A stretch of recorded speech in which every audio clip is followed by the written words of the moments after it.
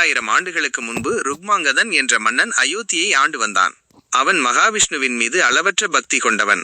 தன் நாட்டு மக்கள் அனைவரும் நல்வழிப்பட வேண்டும் என்பதற்காக ஏகாதசி விரதத்தை அனைவரும் கடைபிடிக்க வேண்டும் என்று ஆணையிட்டான். அவன் ஆட்சியில் மக்கள் பசியின்றி நோயின்றி மிகுந்த புண்ணியத்தோடு வாழ்ந்தார்கள். இதனால் யமலோகத்திற்கு வரும் பாவிகளின் எண்ணிக்கை குறைந்து சொர்க்கம் நிரம்ப தொடங்கியது. மோகினியின் வருகை. மன்னனின் பக்தியை சோதிக்கவும் ஏகாதசி விரதத்தின் மகிமையை உலகிற்கு உணர்த்தவும் தேவேந்திரன் மோகினி என்ற அழகான பெண்ணை பூமிக்கு அனுப்பினான்.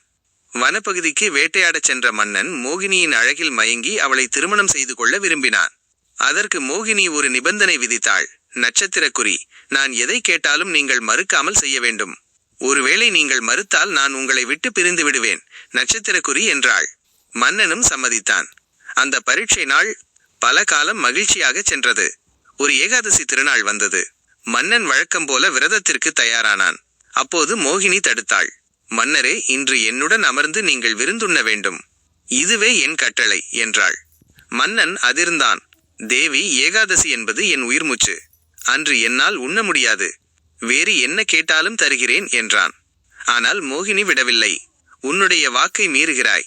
அப்படியானால் உனது ஒரே மகனான தர்மங்களை என்பவனின் தலையை உன் கையாலேயே கொய்து எனக்கு தர வேண்டும். அப்படி செய்தால் நான் உன் விரதத்திற்கு தடை சொல்ல மாட்டேன் என்றாள் கொடூரமாக. பக்தியின் உச்சம். நாட்டு மக்களும் அமைச்சர்களும் பதறினர். ஆனால் மன்னனின் மகனோ புன்னகையுடன் முன்வந்தான். தந்தையே, ஏகாதசி விரதம் என்பது கோடிக்கணக்கான உயிர்களை காக்கும் புண்ணியம். எனக்காக அந்த விரதத்தை கைவிடாதீர்கள். என் உயிரை தந்து உங்கள் விரதத்தை காப்பது என் பாக்கியம் என்று கூறி தலைவணங்கி நின்றான்.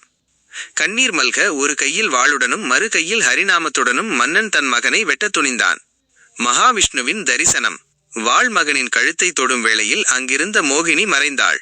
சாட்சாத் மகாவிஷ்ணு அங்கே தோன்றி மன்னனின் கையை பற்றி கொண்டார். ருக்மாங்கதா, உன் பக்தியையும் ஏகாதசி விரதத்தின் மீது நீ கொண்ட உறுதியையும் கண்டு மெச்சினேன். உன் மகனுக்கு ஒன்றும் ஆகாது. நீயும் உன் மக்களும் வைகுண்டமடையப் போகிறீர்கள் என்று ஆசீர்வதித்தார்.